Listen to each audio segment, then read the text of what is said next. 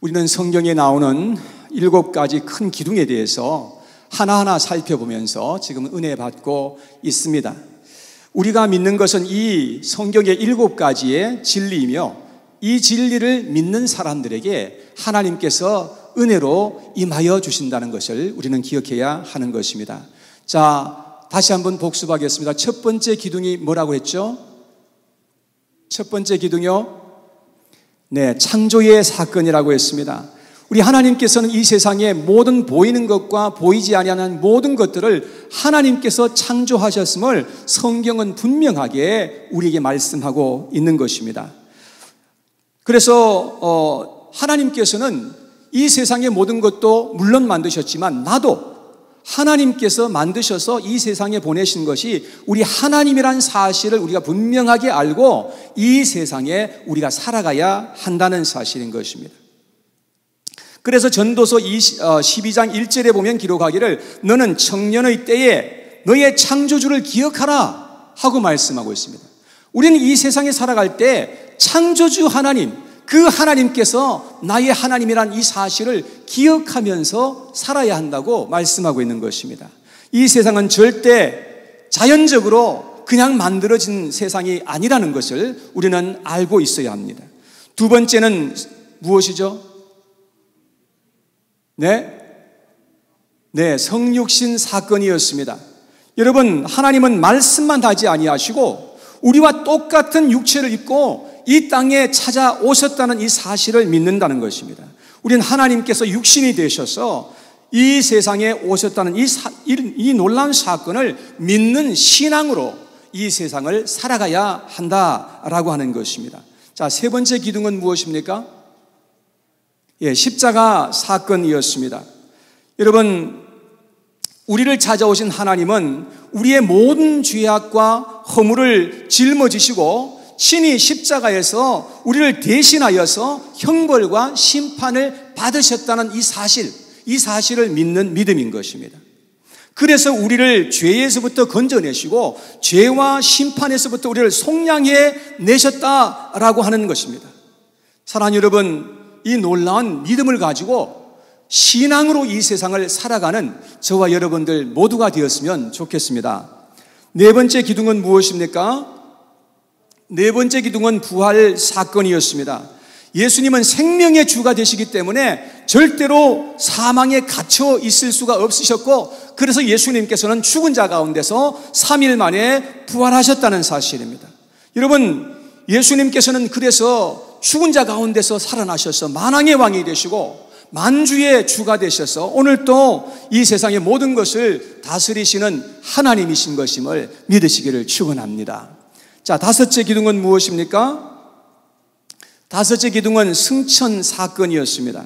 예수님은 하늘 보호자 우편에 앉으셔서 지금도 세상의 모든 것을 다스리시고 통치하시는 분이시라는 것입니다. 여러분, 이 땅과 온 우주의 절대 통치자는 오직 하나님 한 분이신 줄 믿으시길 바랍니다. 이 사실을 믿는 우리는 하나님을 따르는 하나님의 백성들로서 이 세상을 살아야 한다는 것입니다. 여러분, 그럴 때에 우리에게 소망이 있는 거예요. 내 마음대로 살아가면서 그렇게 살아가면 소망이 없는 겁니다. 그러나 나의 하나님이 지금 이 시간도 모든 것을 다 알고 계시고 모든 것을 다 다스리시고 통치하시는 분이 하나님이란 사실을 우리가 믿는 믿음을 가지고 있으면 우리에게는 소망이 있다는 사실인 것입니다. 우리는 여기까지 살펴보면서 같이 은혜 받는 시간을 가졌습니다. 오늘은 6번째 시간입니다. 6번째 사건은 성령 강림 사건입니다. 예수님이 하늘로 승천하신 후에 정확하게 열흘 만에 성령을 믿는 자들에게 부어주셨던 것입니다. 그리고 성령께서는 약 2000년 동안 지금까지 이 땅 위에서 계속해서 사역하고 계시는 것입니다. 성령께서 처음으로 이 땅 위에 강림하신 사건이 오늘 읽었던 본문에 기록이 되어 있습니다. 1절 말씀을 같이 한번 보겠습니다. 1절에 보니까 오순절 날이 이미 이르매 그들이 다 같이 한 곳에 모였더니 라고 했습니다. 예수님이 부활하신 다음에 40일 동안 제자들에게 나타나셔서 계속해서 가르치셨습니다. 그리고 40일 되던 날에 예수님께서는 하늘로 승천하시고 승천하신 후에 정확하게 열흘 만에 성령을 보내주신 것입니다. 마가다락방에 모였던 그 무리들은 약 120여 명이었다고 사도행전 1장 15절에 보니까 그렇게 나와 있습니다.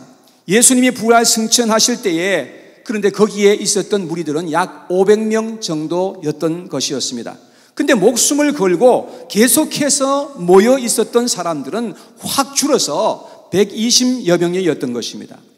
여러분, 하나님께 정말로 은혜를 입은 사람들은 하나님 앞에서 충성되고 목숨까지도 아까워하지 않는 자들인 것입니다.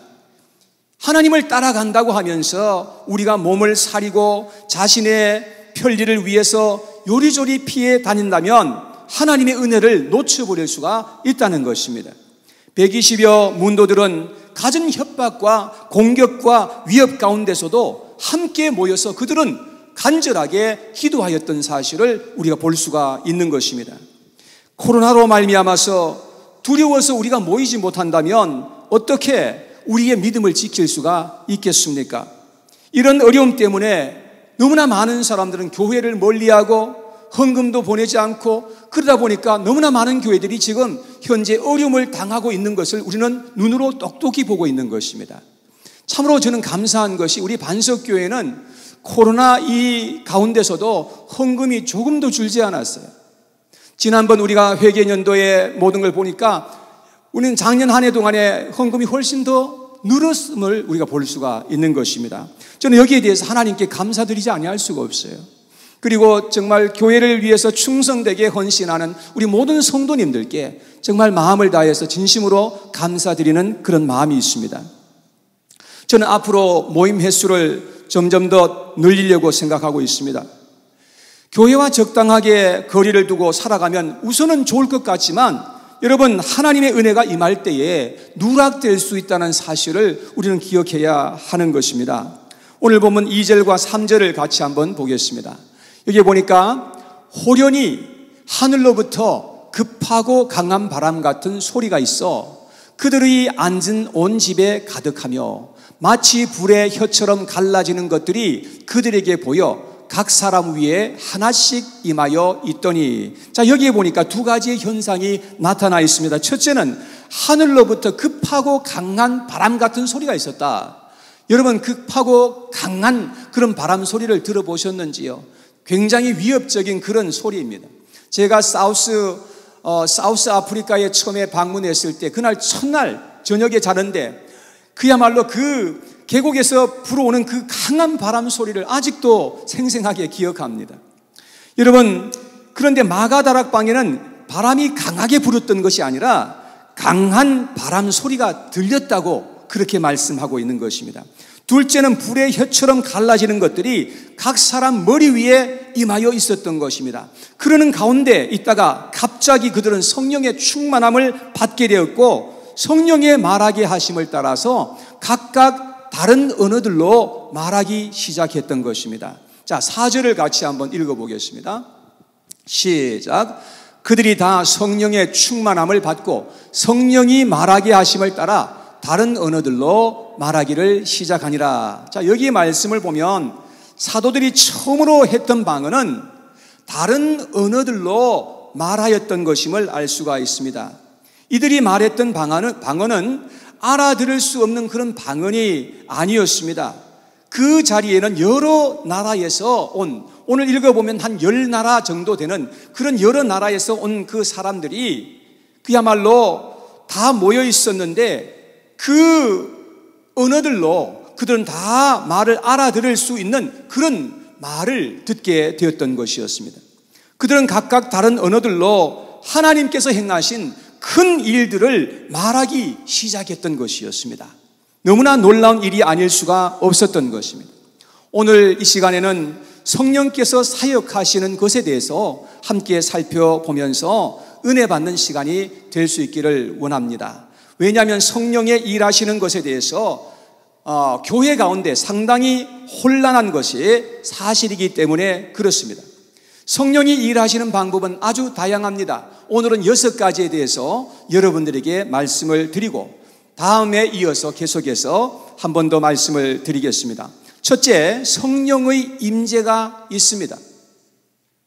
성령께서는 사람들에게 임재하셔서 사람들로 하여금 특별한 경험을 하게 하시는 것입니다. 예를 들자면 마음에 감동이 온다든지, 하나님의 말씀을 듣는데 이상하게 이것이 깨달아진다든지, 이런 것은 성령께서 역사해 주시기 때문에 가능한 일인 것입니다. 자신의 죄가 깨달아지는 것도, 이것도 성령의 역사입니다. 하나님의 말씀을 듣는데 이상하게 믿어진다, 이거 성령의 역사인 것입니다. 방언이 터진다든지 병이 낫는다든지 등등의 여러 가지 많은 그런 체험을 할 수가 있게 되는데, 그것은 성령께서 그렇게 하시는 것입니다.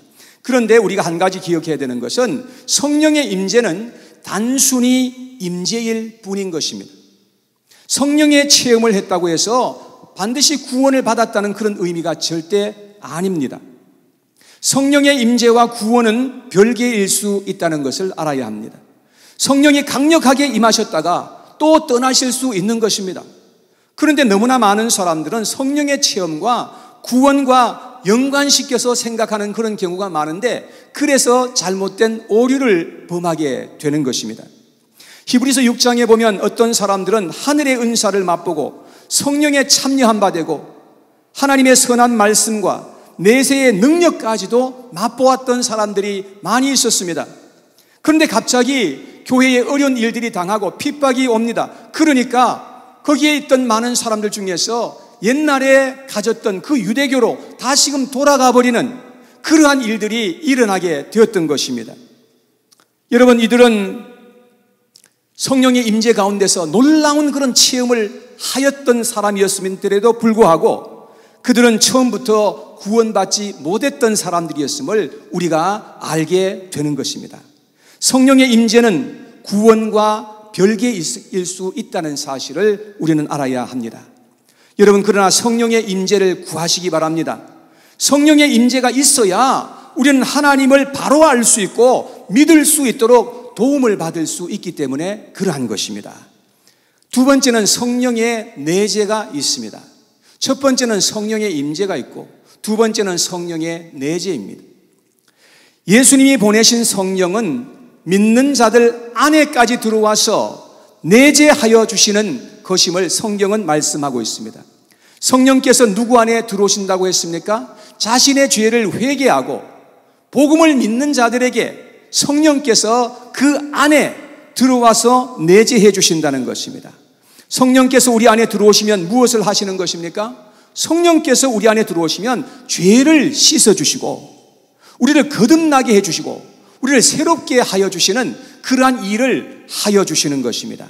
고린도전서 6장 11절에 보면 성령께서 하시는 일이 무엇인 것임을 우리에게 말씀해 주고 있습니다. 함께 읽어보겠습니다. 시작. 너희 중에 이와 같은 자들이 있더니 주 예수 그리스도의 이름과 우리 하나님의 성령 안에서 씻음과 거룩함과 의롭다 하심을 받았느니라. 자, 성령은 우리 안에 들어오셔서 이러한 일들을 행하여 주신다는 말씀인 것입니다. 성령은 우리를 새로운 피조물로 만들어 주십니다. 그리고 우리 안에서 성령의 인을 쳐주시는 것임을 성경은 우리에게 말씀해 주셨습니다. 에베소서 1장 13절에 보면 기록하기를, 다 같이 읽어봐요. 시작. 그 안에서 너희도 진리의 말씀 곧 너희의 구원의 복음을 듣고 그 안에서 또한 믿어 약속의 성령으로 인치심을 받았으니. 자, 성령의 인은 뭐냐? 성령의 인은 한국 사람들로 말한다면 인감도장 같은 것입니다. 하나님의 인을 꽝 우리에게 쳐주시면 이제 우리는 하나님의 소유가 되고 기업이 된다는 말씀인 것입니다. 그래서 14절에 보면 이렇게 기록하고 있습니다. 다 같이 시작. 이는 우리 기업의 보증이 되사 그 얻으신 것을 속량하시고 그의 영광을 찬송하게 하려 하심이라. 성령의 인치심은 영원히 하나님의 기업인 것임을 우리에게 보증해 주시는 것이다 라고 말씀하시는 것입니다. 차를 살 때 어떤 경우에는 3년, 어떤 경우에는 5년을 보증을 해줍니다. 한국 차를 사면은 10년을 보증을 해줍니다. 자, 그러면 그 기간 안에 어떤 문제가 일어났다. 그러면은 어떤 문제가 일어났든지 간에 다 모든 것을 보증해주고 책임을 회사에서 져준다는 그런 의미가 되는 것입니다. 그렇듯이 성령의 인치심은 우리를 하나님께서 영원히 보증하여 주신다는 그런 의미인 것입니다. 여러분 믿으시기를 바랍니다. 자, 에베소서 4장 30절에 같이 한번 읽어보겠습니다. 다 같이 시작. 하나님의 성령을 근심하게 하지 말라. 그 안에서 너희가 구원의 날까지 인치심을 받았느니라. 여러분 구원의 날이 언제인 것입니까? 여러분 구원의 날은, 여기서 말하는 구원의 날은 우리가 영과 혼과 육체가 완전하게 구원받는 그 날을 가리키는데, 바로 그 날은 예수 그리스도께서 재림하시는 그 날인 것입니다.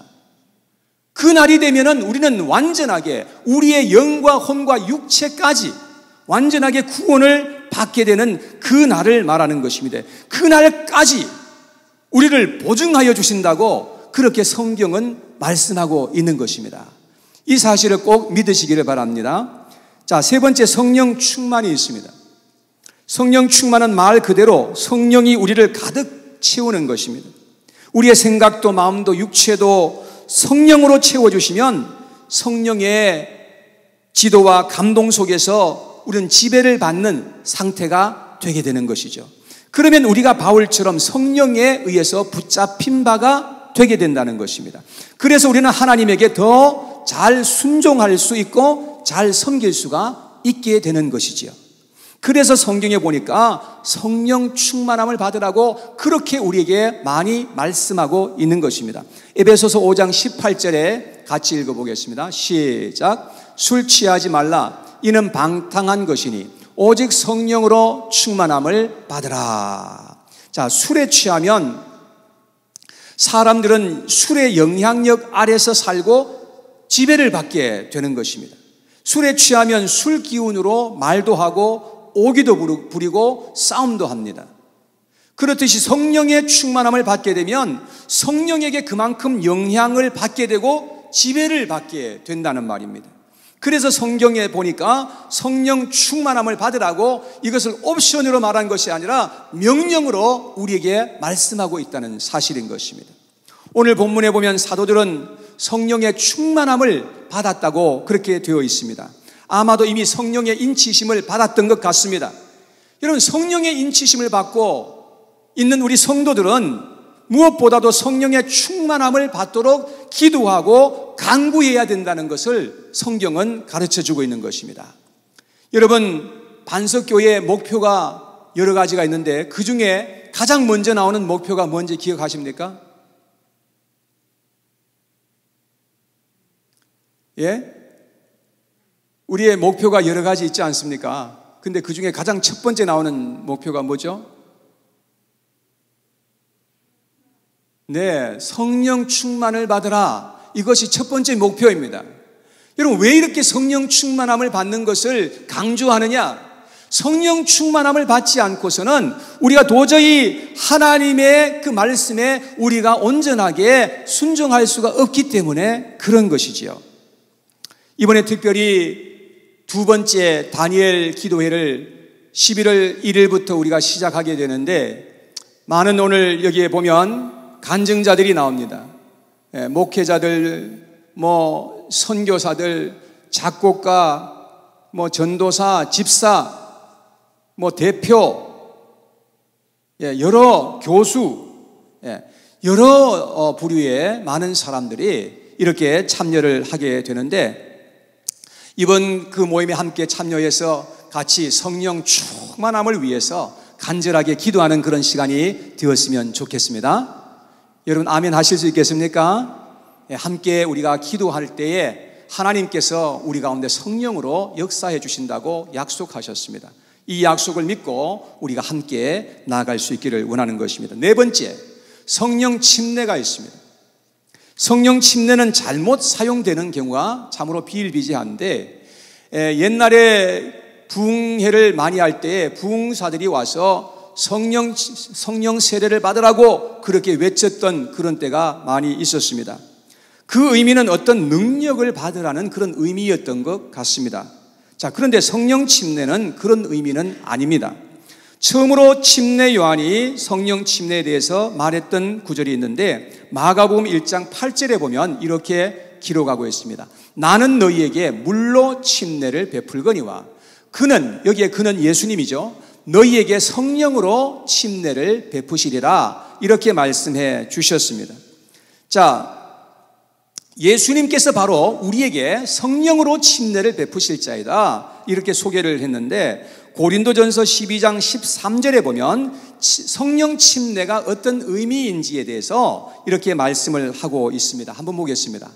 우리가 유대인이나 헬라인이나 종이나 자유인이나 다 한 성령으로 침례를 받아 한 몸이 되었고 또 다 한 성령을 마시게 하셨느니라. 자, 여기에 보면 성령 침례를 받은 그 결과가 무엇인지, 그 결과가 바로 한 몸이 되는 것이라고 이렇게 말씀을 하고 있는 것입니다. 그러니까 성령 침례를 통해서 우리는 예수님의 몸에 연합되는 것입니다. 예수님과 이제 연합되어서 하나가 된다는 그런 의미인 것입니다. 그래서 우리의 뜻이 예수님의 뜻과 같아지게 되는 것이고 우리의 소원이 하나님의 소원과 같은 소원이 되게 되는 것이고 하나님의 나라를 위해서 우리가 살게 될 수가 있게 된다는 것입니다. 저도 예수님을 믿고 인생의 목적과 가치관이 완전히 뒤바뀌어 버렸던 그러한 사실이 있었습니다. 그래서 세상의 것들이 큰 의미가 없어지더라고요. 그리고 주님을 섬기고자 하는 열망이 내 마음속을 가득하게 채우는 그러한 과거의 어떤 그런 경험을 하게 되었습니다. 우리는 성령 침례를 통해서 하나님 안으로 우리가 들어오게 된다는 것입니다. 그래서 우리는 하나님의 자녀가 되고 하나님 나라의 백성으로 이 세상을 살게 되는 것입니다. 그래서 우리의 정체성이, 우리의 가치관이 완전히 뒤바뀌어 버리게 되는 것입니다. 이제 우리의 정체는 죄인이 아니라 하나님의 자녀로서 이 세상을 살아가게 된다는 것을 여러분 믿으시기를 바랍니다. 자, 다섯 번째, 성령의 기름 부으심이 있습니다. 성령의 기름 부으심은 하나님이 특정한 사역을 위해서 부르시고 맡기실 때에 이제 우리에게 행하여 주시는 것입니다. 구약시대 때에 기름 부음을 받았던 그러한 직분자들이 있었습니다. 왕과 제사장과 선지자들, 이러한 사람들은 실제로 그들에게 기름을 부었어요. 부어서 그들에게 직분을 맡기셨는데, 그런데 이 신약 성경에 와서 보니까 예수님은 성령으로 기름 부음을 받으셨다, 이렇게 되어 있어요.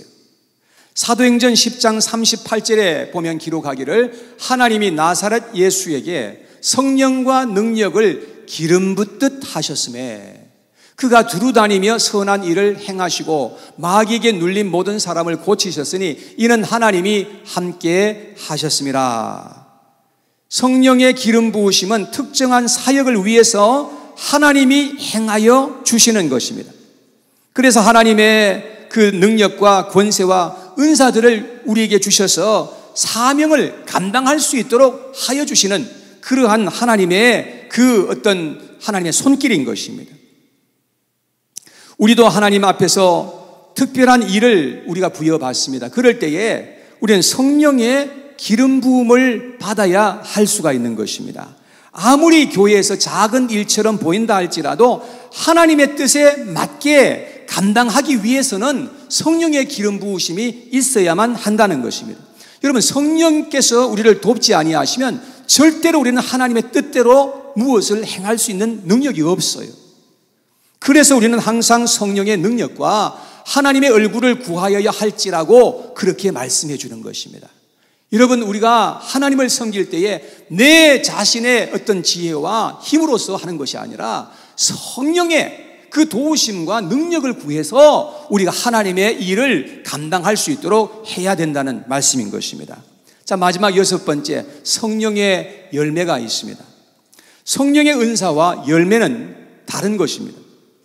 아무리 성령의 은사가 나타나서 방언을 하고 병을 고치고 기적을 행해도 성령의 열매가 없을 수 있습니다. 그러면 신앙적으로 어린아이에 불과한 것입니다. 고린도 교회가 그랬어요.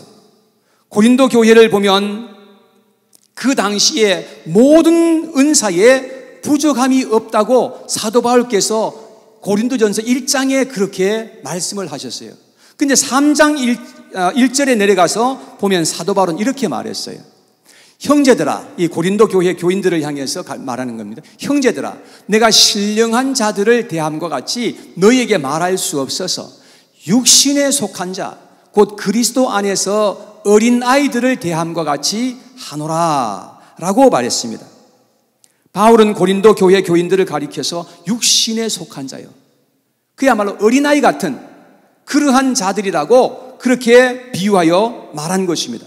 왜냐하면 성령의 은사를 받았다고 서로 의시되고 분쟁하고 범죄하고 그러한 일들이 교회에 가득하게 일어났기 때문이었습니다.